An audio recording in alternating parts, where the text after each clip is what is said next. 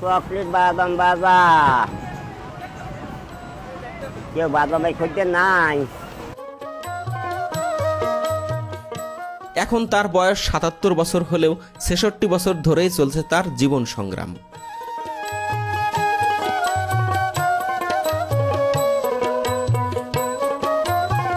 নিঃসন্তান ও জন্মান্ধ আব্দুল গফুর মল্লিকের এই বয়সেও নারকেলের নাড়ু আর বাদাম বিক্রি করতে হচ্ছে ট্রেনে চড়ে চড়ে। যখন তার বয়স মাত্র ১১ বছর তখনই তিনি শিশুমনে সংকল্পবদ্ধ হন যে কখনো তিনি ভিক্ষা করবেন না। প্রথম জীবনে নিজেই নারকেল গাছে উঠে অন্যের নারকেল নামিয়ে দিয়ে যে কয়টি নারকেল পেতেন তা দিয়েই নারকেলের নাড়ু বানিয়ে বিক্রি করতেন। জীবনের একটি পর্যায়ে এসে উপজেলার নির্বাহী কর্মকর্তা সহযোগিতা নিয়ে গেলেও সেটিকে তিনি বিনয়ের সাথে ফিরিয়ে দেন। তিনি কখনো চাননি দুহাত পেতে কারো কাছ থেকে ভিক্ষা গ্রহণ করতে।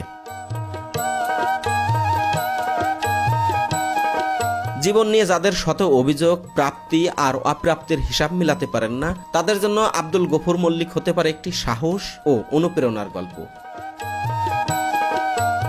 ছোটবেলায় একদল ব্যবসায়ী তার পিতাকে বলেছিলেন ২ সিপারা কুরআন মুখস্থ করে ভিক্ষা করলে টাকার অভাব হয় না।